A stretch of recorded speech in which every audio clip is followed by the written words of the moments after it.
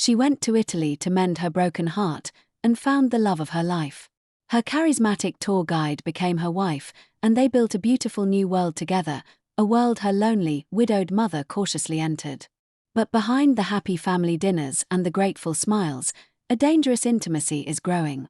In the quiet spaces when she is not looking, her wife and her mother are sharing glances laden with a secret. A secret born in a sick room, nurtured in stolen afternoons, and sealed with a promise to never, ever tell. She believes she has found her forever. She doesn't know that the two women she trusts most are weaving a web of betrayal that will force her to ask, can a love built on a foundation of lies ever be trusted again? Part 1. The Sun-Drenched Stranger. The Amalfi Coast was a dream painted in watercolor. Azure seas crashed against dramatic cliffs, and villages of sugar cube houses clung to the mountainsides like stubborn blossoms. For Juniper, a 34-year-old landscape architect from Portland, it was a desperate escape. The implosion of her partnership, both in her firm and in her bed, had left her feeling like a ghost in her own life. Italy was her attempt to feel solid ground again, to remember what color looked like. She'd booked a charming, solitary villa in Positano, but the sheer, vertiginous beauty of the place felt isolating. On her second day, lost in a cascade of bougainvillea and confusing stairways, she admitted she needed help. Not an app, but a person. A search for private guides led her to Siren's Call tours, and to a woman named Calliope. Calliope was all sun-bleached linen, confident strides, and a smile that could disarm the most guarded heart. She was 30, with sun-kissed brown hair tied in a loose knot, eyes the color of the Tyrrhenian Sea at twilight, and a laugh that was rich and unapologetic. She met Juniper at the Piazza Flovio Gioia, holding a simple sign that read Juniper. "Salve," Calliope said, her voice a warm, melodic contrast to the chatter of the piazza. "I'm Calliope, ready to be properly introduced to the coast."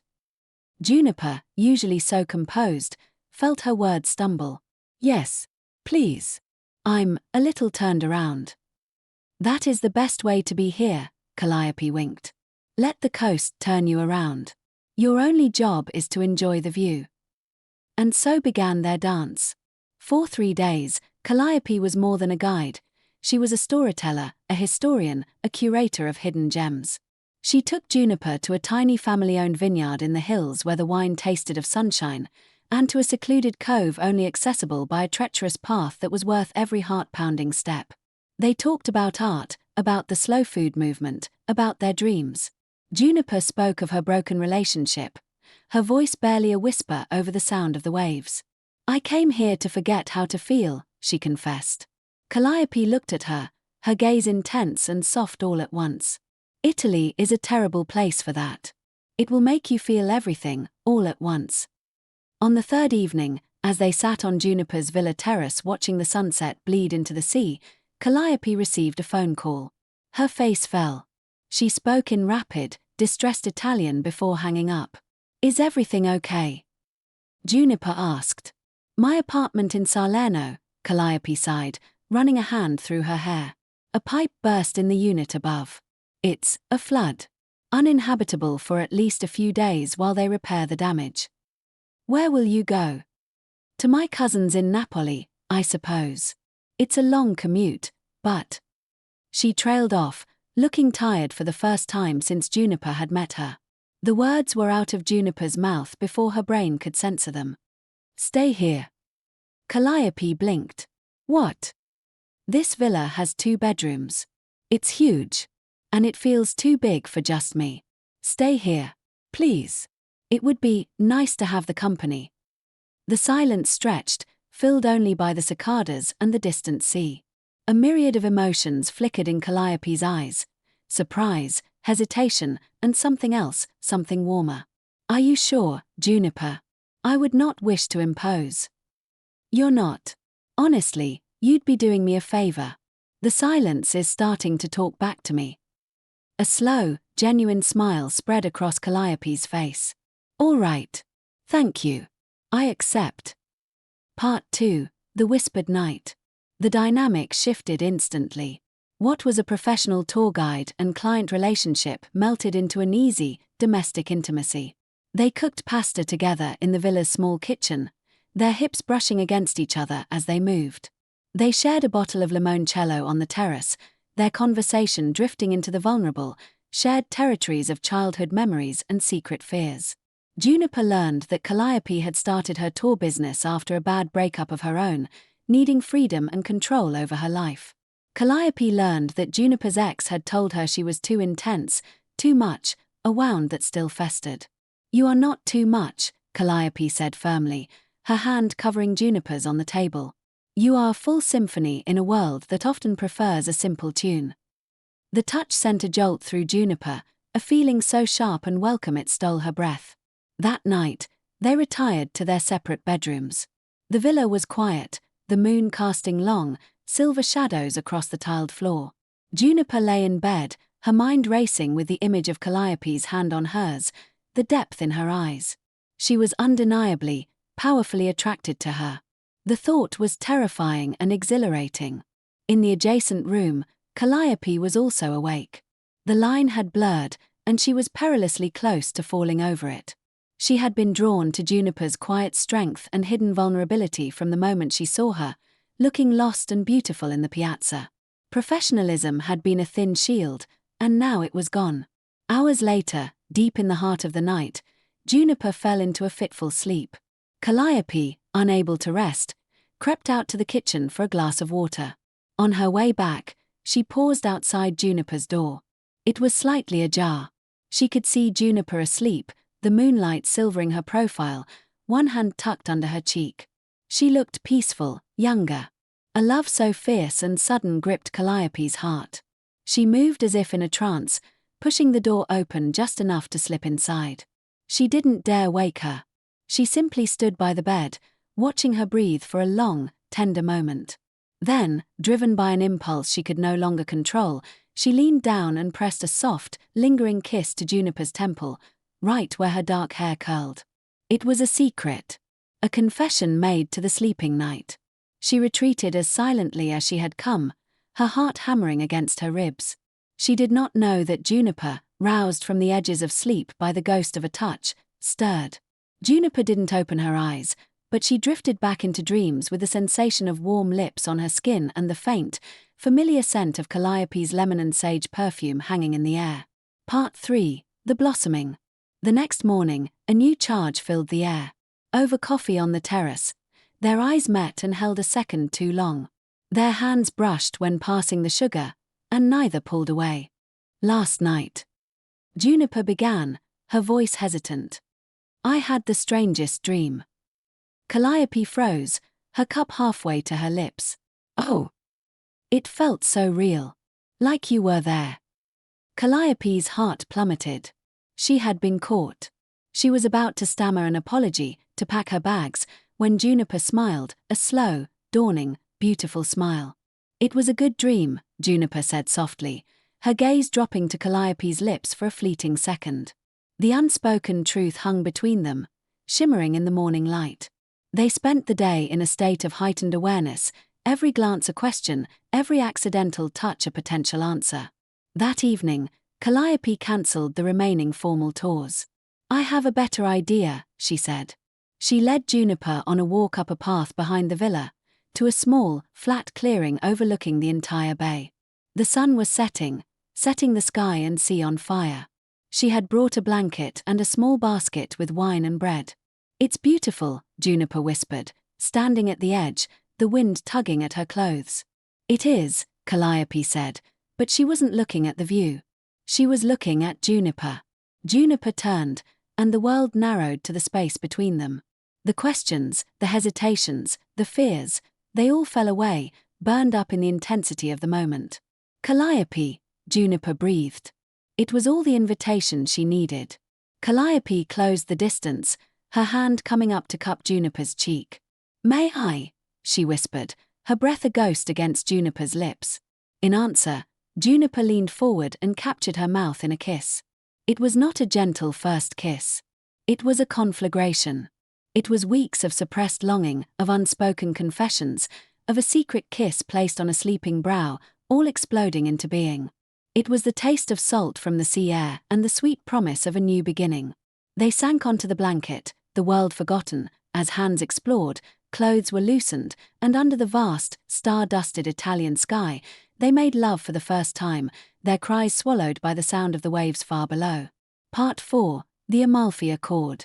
The rest of Juniper's trip was a blur of lovemaking, shared secrets, and plans whispered in the dark.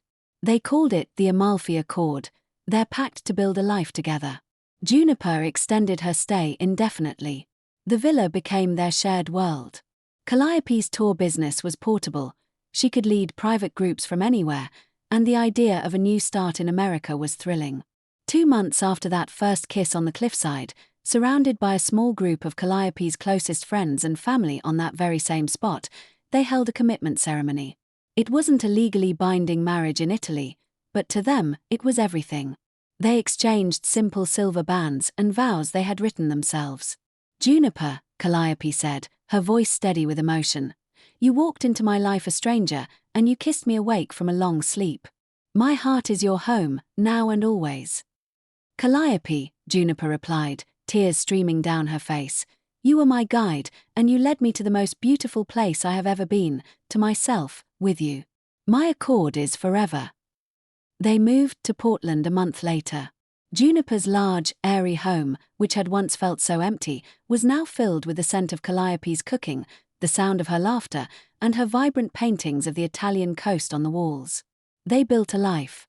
Juniper returned to her work with a renewed passion, and Calliope started an online consultancy, helping Americans plan authentic Italian adventures. Part 5. The Heart's Complicated Geography. The only shadow was Juniper's mother, Eleanor. A elegant, reserved widow in her late 60s, she lived in a meticulously kept house in a quiet Portland suburb. She had been cautiously supportive of Juniper's relationship, but there was a distance, unspoken disappointment that her daughter had not chosen a conventional path. Her visits were polite, her conversations with Calliope always slightly formal. "Give her time," Juniper would say, but it pained Calliope. She longed for a true family, for a mother's embrace. Everything changed 6 months after the move. Eleanor took a bad fall in her garden and broke her hip. Juniper, swamped with a critical project, was frantic. "Let me," Calliope said. "I will go. She should not be alone." And so, Calliope moved into Eleanor's house for 2 weeks. She cooked, she cleaned, she helped Eleanor to the bathroom, she sat with her in the evenings, reading aloud or just talking. It was during this time of forced proximity and vulnerability that the walls began to crumble. Eleanor saw a side of Calliope she had refused to acknowledge before, her immense kindness, her patience, her sharp wit. She saw the way Calliope looked at her daughter, with a love so profound it was humbling. And Calliope saw the lonely, proud woman beneath Eleanor's reserved exterior, a woman who had lost her husband young and had built a life of quiet routine to keep the loneliness at bay. One evening, as Calliope was fluffing the pillows behind Eleanor's back, their hands touched. And they didn't move. The air in the room grew thick and heavy. "Calliope," Eleanor whispered, her voice strained. "You have been so kind." "You are family," Calliope replied softly, her heart pounding. She looked into Eleanor's eyes, and she saw not a mother-in-law, but a beautiful, vulnerable woman. The attraction was sudden, shocking, and undeniable. It was wrong. It was a line that should never, ever be crossed. But in the quiet, intimate space of the sick room, with the rain pattering against the windows, all the rules seemed to blur. Calliope leaned in, her intention a mystery even to herself. To adjust the pillow. To offer comfort. Eleanor's hand came up and touched her cheek. It was a feather-light touch, but it held a universe of meaning. That was the beginning of the secret. Part 6. The Secret Garden. The affair began not with a declaration, but with a series of silent, charged moments. Lingering glances as Calliope brought tea. A hand that stayed on a shoulder a moment too long. The electric charge in the air when they were alone in the house. After Eleanor recovered, the dynamic was irrevocably changed. Calliope would visit her under the guise of helping with errands or keeping her company. Juniper was always grateful, seeing it as a beautiful blossoming of the relationship she had always hoped for. She never suspected that in her mother's quiet living room or her sun-drenched garden, a different kind of love was growing.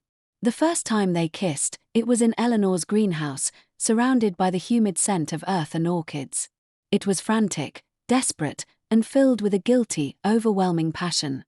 Afterwards, they stood forehead to forehead, breathing heavily, the weight of their betrayal crashing down on them. "This is impossible," Eleanor gasped, her face pale. "We cannot. Juniper."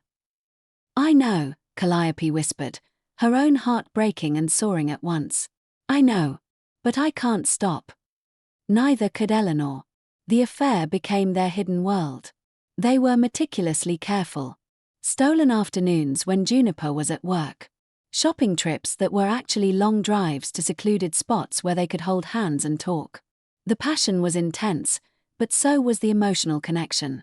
Calliope found herself comforting Eleanor about her fears of aging, and Eleanor, in turn, became the confidant for Calliope's occasional homesickness for Italy. Eleanor made Calliope promise, her voice fierce with a mother's protective love, she must never know. "Never. This is our secret. It would destroy her. It will go with me to my grave." Calliope agreed, the secret a heavy, beautiful, terrible stone in her heart. She loved Juniper with every fiber of her being. Her affair with Eleanor was not a replacement for that love. It was a separate, tangled, and equally powerful vine that had wrapped itself around her soul. She was torn between two profound loves, one celebrated in the light, the other hidden in the shadows. Part 7. The Unraveling and the Accord Reforged. The strain began to show. Calliope became withdrawn at times, her eyes shadowed with a guilt she could not voice. She was overly affectionate with Juniper, as if to compensate for her betrayal, which sometimes felt cloying. Juniper, sensitive and intuitive, felt a shift. "Are you happy, my love?" Juniper asked one night, tracing patterns on Calliope's back in bed. "Really happy?" Calliope's breath hitched. "Of course I am. I have you. You are my whole world, Juniper." The words were true, yet they felt like a lie because they were incomplete. The climax came during a family dinner at Eleanor's house. Juniper was talking animatedly about a project that would require her to be in California for a week.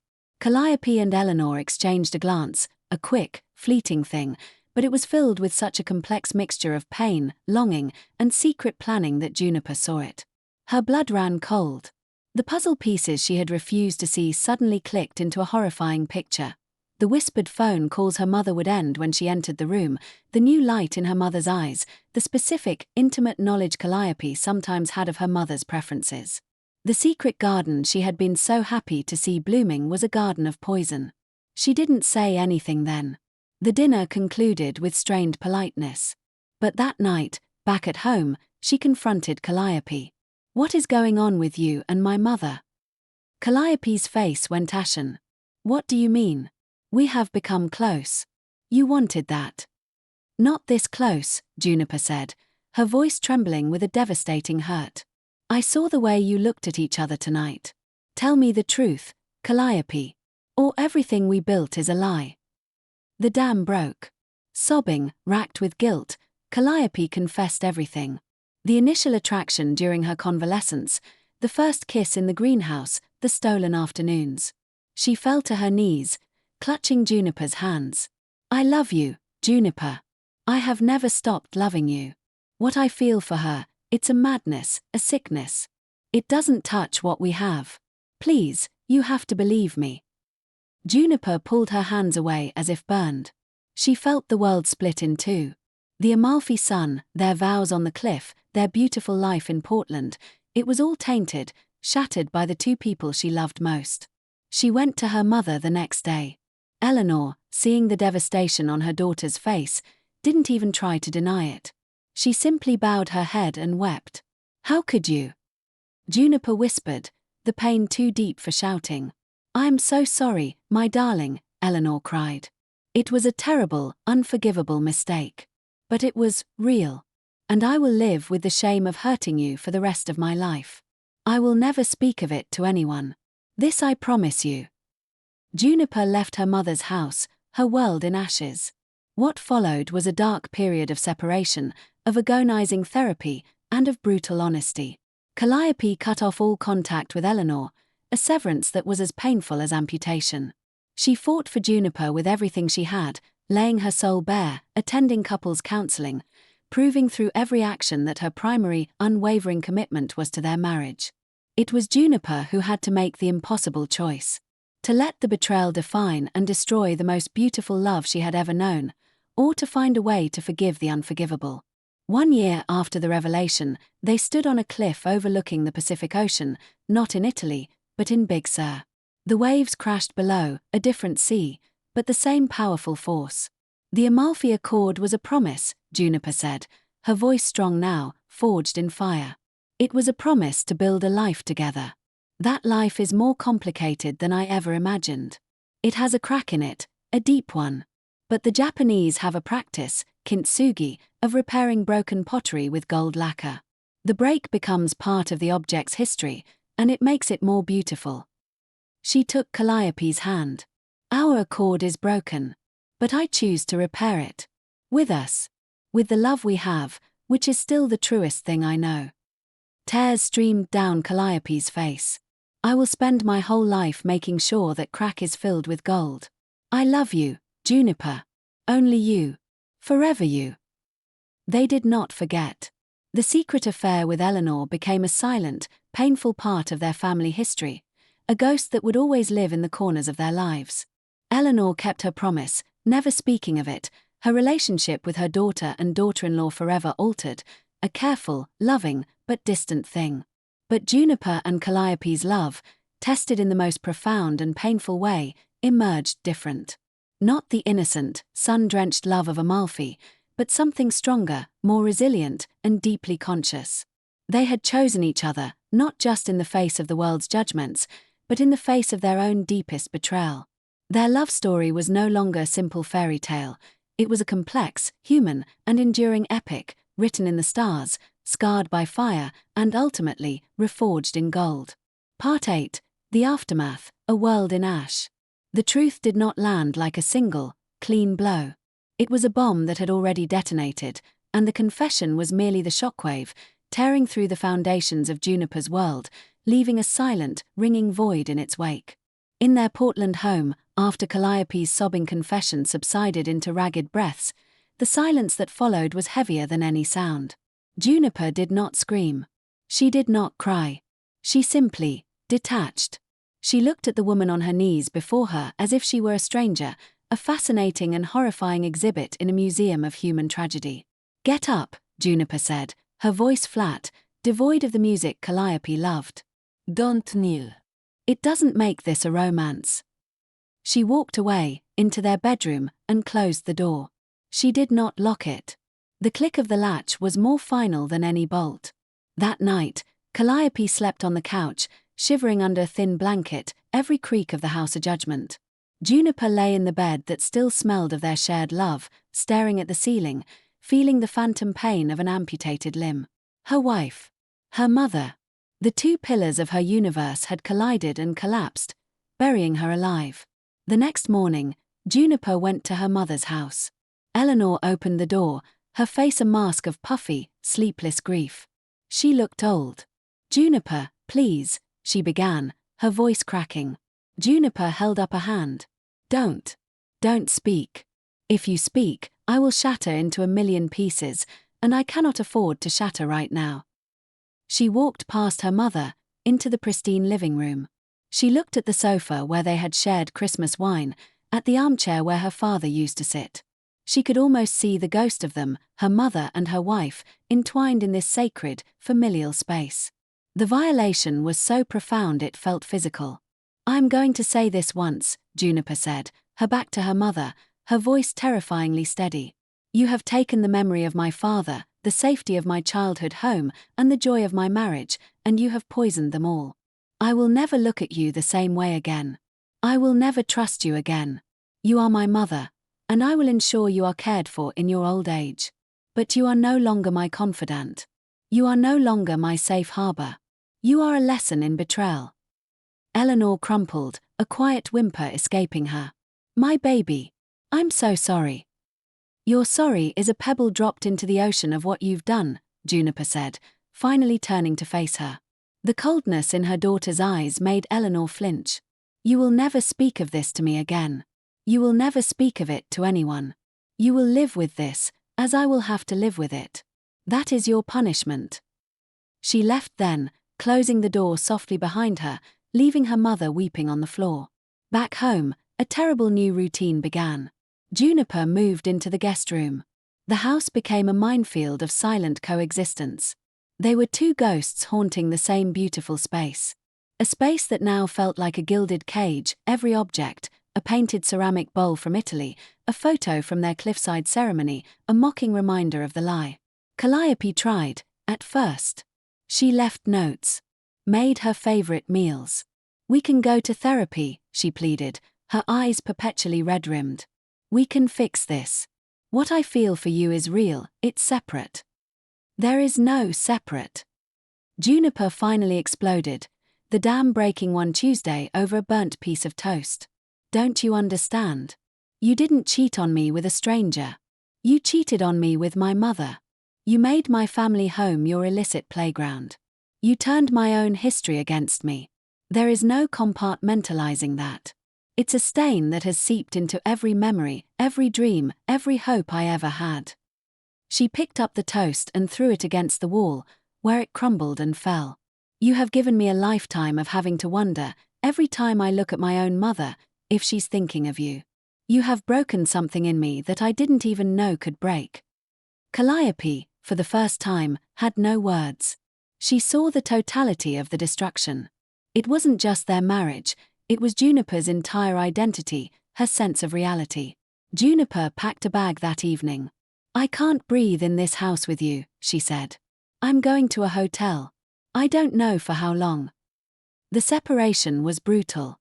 For Juniper, the hotel room was a sterile, quiet space where the grief could finally, fully consume her. She wept until she was sick. She screamed into pillows. She cycled through rage, humiliation, and a soul-crushing loneliness. For Calliope, the empty house was a tomb. Every room echoed with Juniper's absence and her own monstrousness. She stopped eating. She stopped working. The vibrant, sun-drenched woman from Amalfi was gone, replaced by a hollowed-out shell of guilt. They started individual therapy. It was Juniper's ultimatum. "If there is even a 1% chance of salvaging a single shred of anything from this wreckage, we both need to understand how we got here." Therapy for Juniper was about processing a betrayal that felt biblical. It was about untangling the love she still felt for her wife from the searing hatred for her actions. It was about grieving the loss of the mother she thought she had. For Calliope, it was about excavating her own capacity for such profound deception. She had to confront her own need for validation, her own blurred boundaries, and the terrifying truth that she was capable of causing catastrophic pain to the person she loved most. After 3 months, they tentatively began couples counseling. The first sessions were a bloodletting.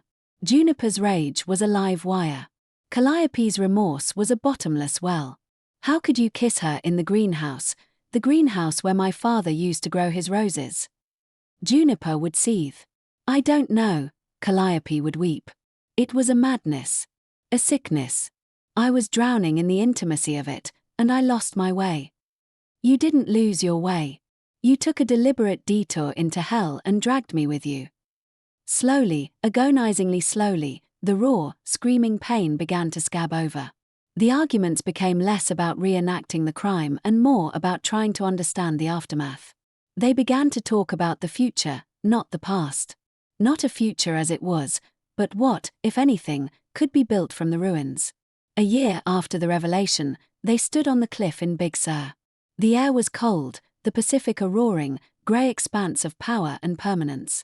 Juniper spoke of kintsugi, of repairing broken pottery with gold. "Our love is broken, Calliope. It will always have this crack. I will never forget. I will never be able to know this." Calliope held her breath, the wind whipping her hair. "But," Juniper continued, her voice clear and strong, "I choose to repair it. Not because it's easy. Not because I have forgiven you fully. But because the love we built in Amalfi, the home we made here, it's still the truest, most real thing I have ever known. And I am not willing to let your terrible mistake, and my mother's, be the thing that destroys it entirely. It was not a fairy tale reconciliation. It was a sober, conscious choice. They moved back into the same bedroom, but the bed felt different. Their lovemaking, when it returned, was initially hesitant, a relearning of bodies and boundaries scarred by betrayal. They established new, rigid rules with the mother. Visits were prearranged, brief, and never, ever alone. The relationship was cordial, a pale imitation of what it was. The mother adhered to her promise, her love for her daughter now laced with a permanent, penitent sorrow. The secret affair became the family's unspoken ghost, a presence felt in every quiet moment, a shadow that would forever fall between them. The aftermath did not have an ending. It had a new beginning. The love between Juniper and Calliope was no longer the innocent, sun-drenched dream of Italy. It was something more complex, more resilient, and more precious because it had been to the brink of destruction and had been consciously, painfully chosen again. It was a love that had stared into the abyss of its own capacity for ruin, and had decided, despite everything, to step back into the light.